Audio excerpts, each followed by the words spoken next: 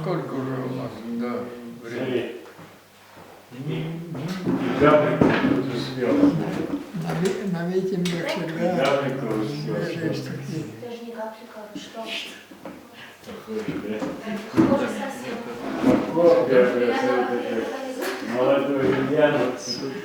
Надо сказать Ульяну. Прикольно. Дальше. Твоя настоящая фамилия Гапликов. Или нет, у Гапликова настоящая фамилия Ульянов, потому что Саша постарше. А какую ты фотографию нашел? Как раз выходит по возрасту. Что получается? Не по возрасту. Нет. Где фотография? Моложе, чем Ильяна. Ну вот я и говорю, он как сын выходит у Ульянова. Вот это? Настоящая фамилия Ульянов тогда. Просто ему сейчас не модная фамилия, и поэтому он сменил на Гапликов. На Хабриков. Здесь у вас выставка посвящена комик-писателям?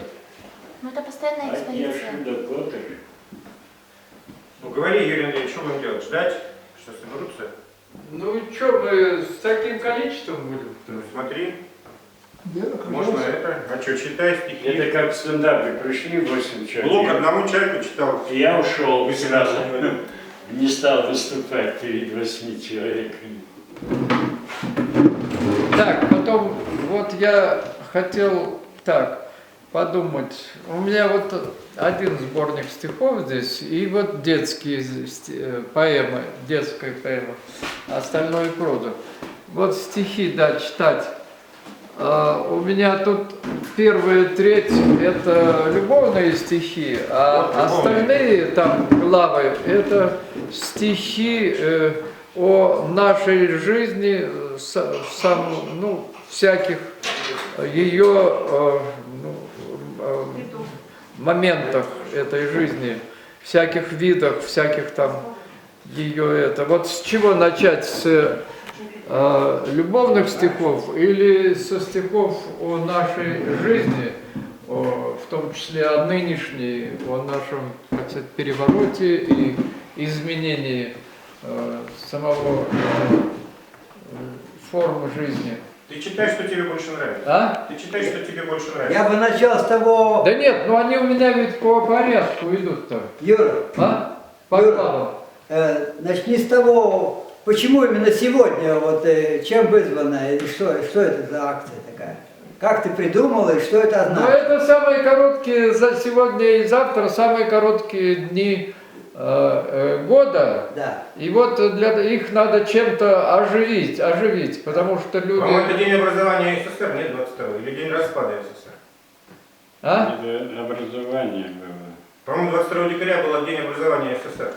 31-го, нет? Нет. Нет, 22-го, да. 22-го или 22-го? Завтра. Завтра. Вот накануне образования СССР очень даже логично. А сегодня день Да? О, рождения это правильно. Сталина. Вот это хорошая идея. Сегодня Сталина, вот как... А сегодня день рождения Сталина. День рождения Сталина сегодня. Да. И старославянский Новый год. Да. Про Сталина. Да, чего? и завтра день энергетика, завтра очень тоже большой праздник. Ну и завтра начало весны получается, потому что зима заканчивается, поворот. Да, уже. Да. Нет, просто начинается удлинение дня. Ну это можно и так сказать. Но начинается весна, потому что свет. Завтра тоже начинается продление Нет, дня. но в январе, во второй Рассвет? половине, да, Начало самые сильные рассвета. морозы начинаются. Начало рассвета. В январе самые Это сильные 25-го пойдет. Да, удлинение дня. Да. Сегодня Или 22-го, самая длинная ночь сегодня. Вот сколько событий, да, приурочить можно к любому. Вот об этом Ты шаг. выбрал самую болевую точку во времени и назначил на это. Вот это хорошее начало. И что мы сегодня собрались. день рождения Алексея Моисеенко. 70 лет ему. О, Поэтому все пришли к Так не только день Моисеенко. рождения, а- Вершенко хотела прийти, но она сказала, что пойдет туда, на Моисеенко.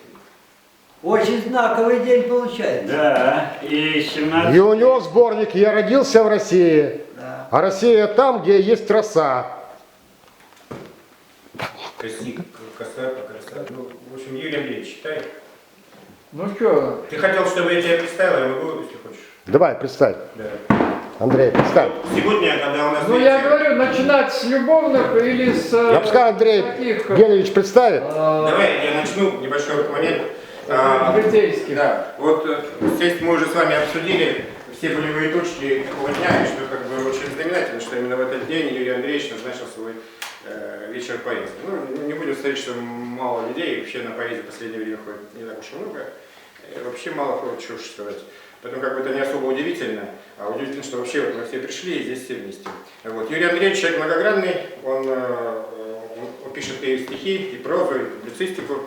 И вот как бы все вместе соединяются в одном авторе. Это интересно. Он родился в городе Пугачеве, если вы знаете, вот, но переехал в нашу республику и стал, считает, я думаю, что реально считает свою родину именно республику. Вот так уже сроднился. Ну это вторая. Вот знаете, вот в музее там какой-то история был, там показывают табуретка. Петр Первый сделал, что особенного, да? Ну, табуретка и табуретка, да? А ну, в чем как бы ценность, что сделал сам Петр Первый. Поэтому вот всякие бывают стихи там у Юрия Андреевича, но нам они интересны тем, что сделал их именно вот Юрий Андреевич. То есть мы уже можем сказать, да, вот нам это интересно, потому что это сделал Юрий Андреевич Ионов. Юрий Андреевич, слово тебе. Так, ну я сначала тогда начну со стихов. Так, ну я потом хотел бы попросить вас, сообща 10-ю часть вот этих книг купить, потому что я это вот плечо себе этим своим чемоданом, из-за того, что он весит больше, по-моему, 2 пудов, потому что одна вот эта тяжелее, по-моему, больше килограмма, а таких тут у меня 4. Это вот пусть музей купит, правильно? Да. Вот, так что это. У меня, например, только карта, налички нет. Так, ну я начну со стихов. Так, где они у меня начинаются, кончаются? Это 70, так, 70. Сначала начну с нелюбовных. Так, Россия не одним размахом дел славна ты, велика и дорога мне. Я на своем пути светло глядел на вехи лет, на памятные камни, когда меня на родину, на юг, уносит в отпуск воркутинский поезд. В окне вагонном, в обрамлении вьюг, мне виден Смеляков в снегах по пояс, Серебрякова смотрит на меня, на крайний север, призванная в гости вседневным похищением огня, лесных костров согрета в княж-погости. Велик, но тесен мой российский мир, и вот я проезжаю полустанок, где из вагонов вышел Велимир, и вдаль ушел безвестно с позаранок. А утром повстречалась мне Рязань, губерния Есенина Сергея. Я поклоняюсь им, как образам, пред родинами их благоговея. Мой поезд, ты в молчании постой, как тут стояла плача вся Россия на станции с названием Лев Толстой. На родину Толстого Алексея, и тут я рос, и был тут Пугачев. Приеду я и расцелуюсь с мамой, побуду, попишу. Здесь Щипачев писал стихи, здесь воздух звонкий самый. Там оттуда Чапаев пошел на свой главный поход из этого города, но он назывался тогда Николаевском еще. А Пугачевым назвал его потом Чапаев, когда его, значит, да, из него пошел... Пугачев потом назвали, не Чапаев назвал. Не Чапаев, а этот... Троцкий. Нет, этот... Ну, вот вылетело, да, из этого. Где-то, и книга ведь об этом у меня есть. Кто пошел и устроил там войну в 1770-х годах, так что пришлось Екатерине Пугачев. второй, все, а? Пугачев. Ну вот, Пугачев, да.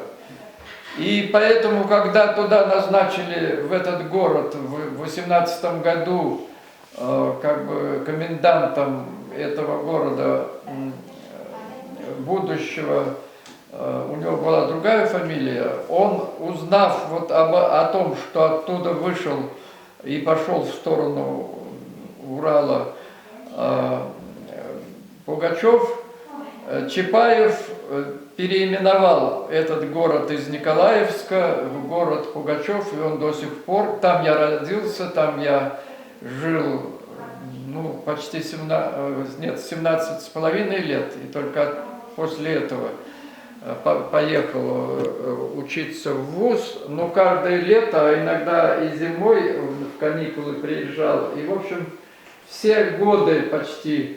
Летом-то я до 2006 или 2007 года, летом обязательно приезжал туда на месяц, там до 2005 года, нет, до 89 года жила моя мать, до 84, по-моему, отец, и в маленьком деревянном домике. И там я проводил самое лучшее время, которое бы я не променял ни на какую иностранную там поездку.